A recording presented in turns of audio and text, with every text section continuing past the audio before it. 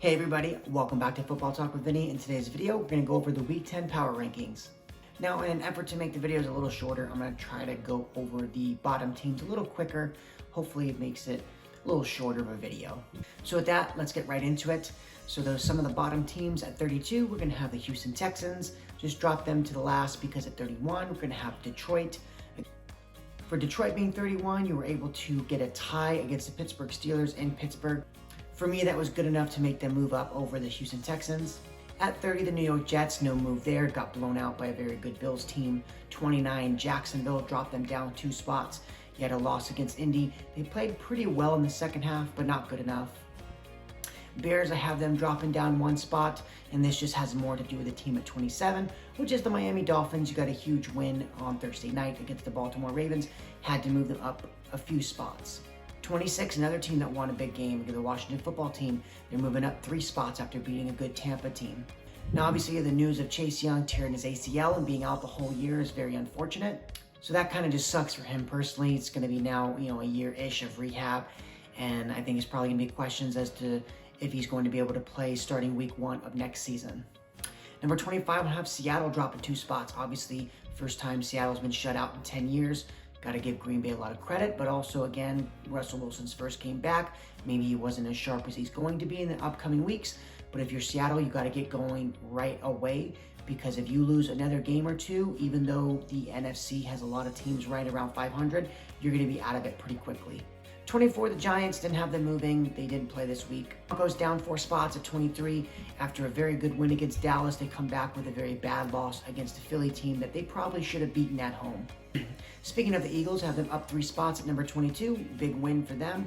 It actually still keeps them alive for a playoff spot, just because the way the AFC is structured. Every team that's kind of vying for those last 2 spots, they're right around 500 or just a game or 2 below. 21, the Falcons, obviously after winning enough games to get yourself into the playoffs, you have one of the worst losses of the season, a 40-point loss to my Dallas Cowboys, so obviously had to drop them a couple spots. Number 20, only up 2 spots after a very big win tonight, are the 49ers. Didn't want to overreact. Again, it's a primetime game on television, so this is the Niners' best game they've played, probably on both sides of the ball all season, and this might be the Rams' worst or maybe second worst game, depending on if you think the week before against Tennessee was their worst. But, either way, with both of those things happening, obviously the Niners had a huge win, but if you're San Francisco, let's see if they can keep the momentum going. Again, with the win, it gives them a chance for the playoffs, but if you're the Niners, you have to start to play more consistently on both sides of the ball if you want to get a postseason spot. Number 19, the Vikings, just moving them up 1 spot, had a big win against the Chargers. But again, there's so many teams, I didn't want to move them up drastically just because they got to win over the Chargers. Number 18, I'm down moving 1 spot, is Pittsburgh. Again, I get it, Ben Roethlisberger didn't play, but if you look at their record, they're like a top 10 team.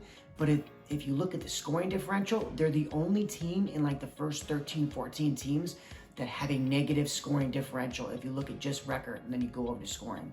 So even though this team has a winning record, they're not even outscoring their opponents on the season, which is not a good sign if you're talking about how good of a team you are. Up 4 spots at number 17 is the Carolina Panthers. Obviously a huge win. Don't want to overreact. Again, you're without Kyler Murray and D-Hop, so you kind of expected, if you're a decent team even, to win that game when they're without their top 2 star players. But a huge win nonetheless. Cam came back, only threw a couple passes, had a couple scores, so that's good to see. I would probably imagine he's going to get more starts or more reps and more passes as the weeks go on and he starts to learn the playbook more. Obviously not a good sign for Sam Darnold. They put him on IR, and there's probably not a good chance he's even going to come back. So that might be the last start for Sam Darnold, was last week. Number 16, the Bengals, have them just dropping down 1 spot, even though they did not play. Down 5 spots, I have the Cleveland Browns at 15. Again, when you get blown out like they did against the New England Patriots, I have to move you down drastically. With so many teams having identical records, just the fact that the last game that you have now played, it was an absolute blowout, have to move you down below a couple of other teams. Plus the fact that Baker got hurt again, so you're not sure if he's going to come back this week, and if he is he going to be healthy? Number 14 I have is the Raiders. No real change. Just for me, I didn't overreact to the start of the season anyways. I think I thought they would probably lose to the Kansas City Chiefs, but obviously not in the fashion they did, but still didn't want to drop them after a loss because, again, I think Kansas City's still a good team. 13, we got the Chargers, even though they came off a loss to the Vikings. Again, don't want to overreact. It was a very close loss, and like we talked about last week, Minnesota's a very good team. They've lost a lot of close games to some very good teams. Cincinnati, Baltimore, right? So they've lost some close games to some very good teams. And also throw the Cardinals in there in week 2. Number 12, we're going to have the Colts moving up 4 spots. Obviously, they started the season, I believe it was 0-3. They had a really bad start. But since then, they're now 5-2 in their last 7. So they're obviously playing much better. And they've kind of won themselves enough games to get back into the playoff race. Number 11, I'm going to have as the Saints. No move there. Obviously, you played a game without Kamara against the Tennessee Titans, who are one of the hottest teams in the league. And you lost a very close game to them. You were a 2-point conversion away from sending the game into overtime. Now with that, let's get into the top 10. At number 10, up 2 spots is the Kansas City Chiefs. Again, we talked about this last week. I had jumped them up about 5 spots after their win last week, and my reasoning was I thought they were just better than those teams that were just barely ranked. They were barely ranked above. And again, I had said of the Chiefs' 4 losses, they're literally to the top 4 teams in the AFC. So again, those losses are to the, arguably the top 4 teams in the AFC. So I didn't want to too much overreact to it. Again, the Chiefs I still think are a very good team.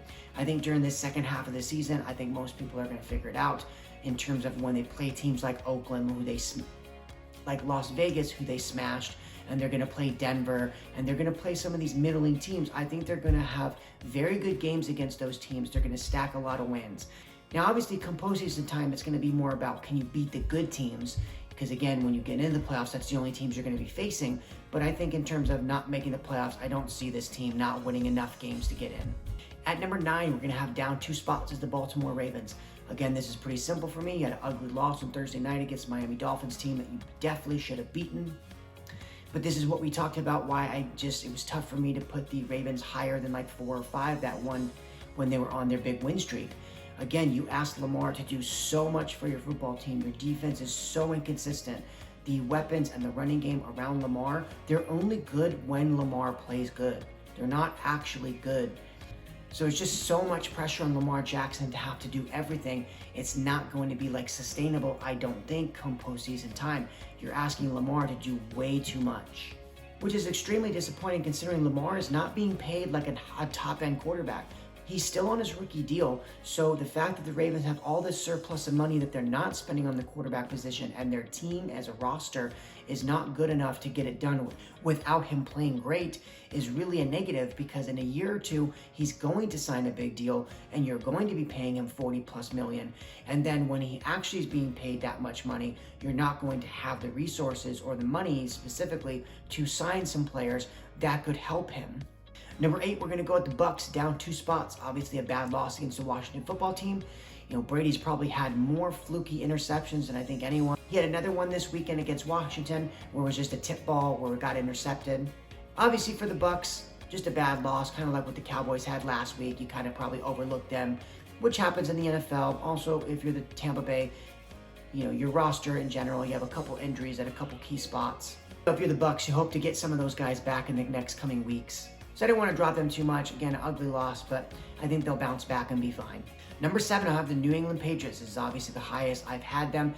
I think in this week's power rankings, in most places, you'll probably see New England ranked as high as they've ever been. And again, I'm going to say it again, like I said last week, they are literally within 1 or 2 plays of beating the Dallas Cowboys and 1 or 2 plays of beating the Tampa Bay Bucs. If they had gotten a win against either or both of those teams, this would easily be a top 5 team at this point. If you look at their point differential for the season, they are the number 2 team in the NFL. You have the Buffalo Bills, and now they are tied with Arizona for the 2nd best point differential in all of the NFL. Next, we're going to go on to the number 6 team as the Rams. Obviously, they just had one of the worst losses, and really back-to-back weeks now, 2 of the worst losses of their season. Now, they do have a bye week, so they're going to have a week to kind of figure it out, obviously, with the Robert Woods tearing his ACL. It's obviously a huge loss because you signed Odell Beckham to be a number 3 option, and now he's kind of thrust into the number 2 option, but he didn't know the playbook, so he only played a handful of plays. But I think if you're the Rams, getting 2 weeks now to kind of integrate Odell Beckham into this offense is going to be good for them moving forward. Obviously, if you're Stafford now, you've played 2 really bad games after starting the year so good that you were probably the leading candidate for the MVP. Number 5, up 3 spots, I'm gonna have my Dallas Cowboys. Again, they played a very good game, albeit against an average-ish team in the Atlanta Falcons. Also playing without Calvin Ridley, so let's, get some context to the victory. Again, I think if you're Dallas, they had one of the worst games last week, losing very badly to the Denver Broncos. And again, it's just a game you kind of didn't get up for. You thought you'd beat them without playing your A game, and you got humbled very quickly. So I think if you're Dallas, you came back with a vengeance this week, so that is good to see from a Cowboys fan's perspective. They came back and said, you know what, we're going to play the best game of the season. And give them credit because they absolutely did that. This team obviously is going to be in the playoffs, right? Their division's so bad, they're going to win their division. They're going to get a home playoff game.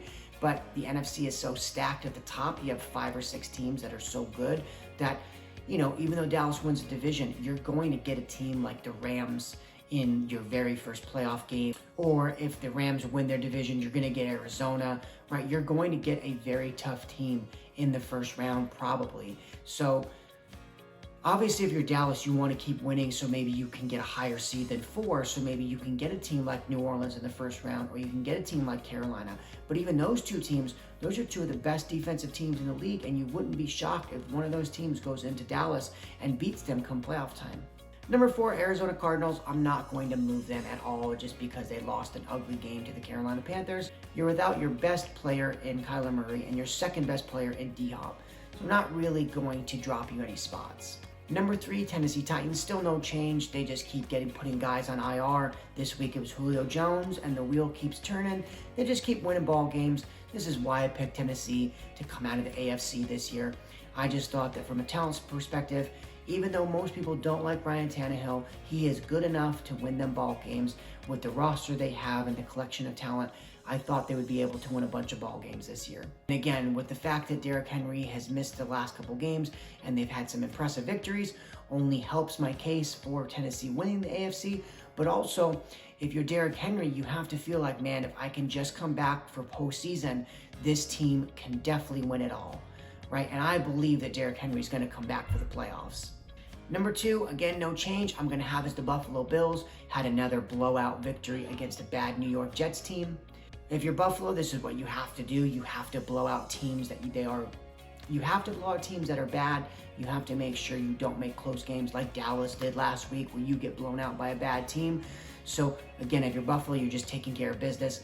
But I think it's going to be interesting because when you start looking at the schedule, Buffalo hasn't really played many good teams. Over this next couple of weeks, they're going to play some good teams. So we're going to see how good of a team this Buffalo team is. I think they get Tampa in the next couple of weeks. So I think after the next couple of weeks, it's going to be better to accurately judge how good they are. Because again, you look at point differential, they're far and away number 1. They're a top 3 offense and the number 1 defense. But you do have to question how much of it is your division is so bad. You haven't played New England yet, but your division, the other 2 teams are so bad that you just got some blowout victories against them and you played some bad teams. But still, it's hard to rank Buffalo lower than 2 because again, they are number 1 in point differential. They're a top 3 offense, number 1 defense. It's hard to rank them lower than 2. And number 1 team, obviously, still did not change. It's the Green Bay Packers. And I said this after last week. Their defense is playing at such a high level that we already know when Rodgers comes back, he's going to be fine. The offense is going to be fine. And obviously, this week, the offense struggled, but they just shut out a very good Seattle Seahawks offense. Now, I get it. Russell Wilson was probably not 100%, and he's coming back. But still, it's hard to shut out anybody in the NFL, let alone a top-notch quarterback. And this is really 2 weeks in a row. You held a good Kansas City offense to 13, and now a good Seattle offense to 0. Even though Buffalo is such a good team roster-wise from top to bottom, if Green Bay played Buffalo this week in Green Bay, I would probably take the Packers to win that ball game. It would be very close, but I think I would still take the Packers. And that's really the reasoning behind why I have them as my number 1 team. But that's it for the power rankings, guys. Hopefully by editing this video, it will be a little shorter. I'm trying to get them a little shorter. Don't want you guys to have to watch a 20-ish minute video just to see some power rankings. But again, thank you guys so much for watching the video. If you did like it, make sure to hit a like as it does help out the channel, and also subscribe if you have not subscribed. But that's going to do it for today's video, and I look forward to the next week and updating you on my power rankings then. Have a good one. Bye.